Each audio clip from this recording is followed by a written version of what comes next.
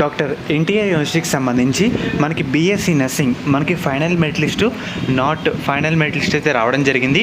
మీరు ఒకసారి వెబ్సైట్లో చూసుకుంటే ఇందాకే రిలీజ్ చేశారన్నమాట. ఒకసారి మనం ముందు ఫైనల్ నాట్ ఎలిజిబుల్ అయితే చూద్దాం. లిస్టు ఎంతమంది ఎలిజిబుల్ కాలేదో ఒకసారి అయితే చూద్దాం అనమాట. సో టోటల్గా 44 మంది ఎలిజిబుల్ అయితే కాలేదు.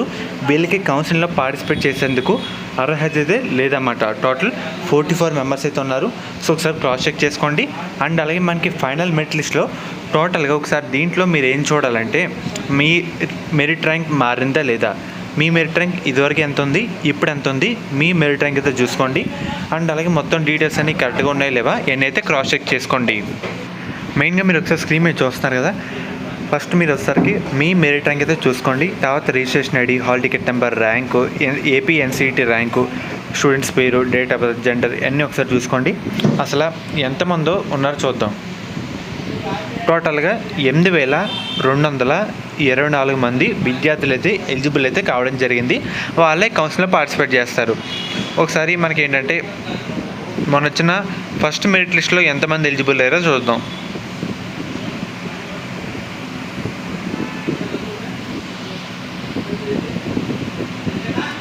ఇక్కడ చూస్తున్నారు కదా 8,047 అయితే ఉందన్నమాట ఇదివరకు ఎలిజిబుల్ లిస్ట్లో. కానీ ఇప్పుడు 8,224 మంది అయితే ఎలిజిబుల్ అయితే కావడం జరిగింది. చాలామంది పేర్లు మనకి ఫైనల్ మెరిట్ లిస్ట్లో కూడా యాడ్ చేశారన్నమాట. సో మనకి ఏంటంటే వీళ్ళే కౌన్సిల్ పార్టిసిపేట్ చేస్తారు. మనకి తొందరలో సీట్ మ్యాట్రిక్స్ వెబ్ ఆప్షన్ కూడా స్టార్ట్ అయితే కావడం జరుగుతుంది. డేట్ కన్ఫర్మ్ అయినా మీకు అప్డేట్ అయితే ఇస్తాను. ప్రజెంట్ ఒకసారి మీ మెరిట్ ర్యాంక్ ఎంత చూసుకోండి. ఇదివరకు ఎంత ఉంది, ఇప్పుడు ఎంత ఉందో ఒకసారి కామెంట్ అయితే చేయండి. మీ మెరిట్ ర్యాంక్ కూడా కామెంట్ అయితే చేయండి అన్నమాట. మనకి ముఖ్యంగా శాస్త్ర కాలేజ్ అన్నమాట.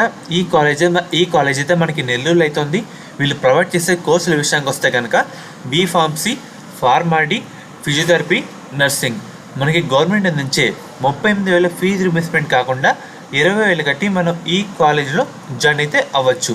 మనకి ముఖ్యంగా మేనేజ్మెంట్ సీట్స్ కూడా అందుబాటులో అయితే ఉన్నాయన్నమాట. మనకి మెయిన్గా 100% ప్లేస్మెంట్స్ అసిస్టెంట్ అయితే ఉందన్నమాట. మీరు డైరెక్ట్గా దీంట్లో ఒకే క్యాంపస్లో వేరు బిల్డింగ్స్లో అయితే ఉన్నాయి. అమ్మాయిలకి సేఫ్టీ పరంగా శాస్త్ర college of pharmaceutical science for women అనే కాలేజ్ అయితే ఉంది. అండ్ అలాగే మనకి కో ఎడ్యుకేషన్ కూడా ఉందన్నమాట.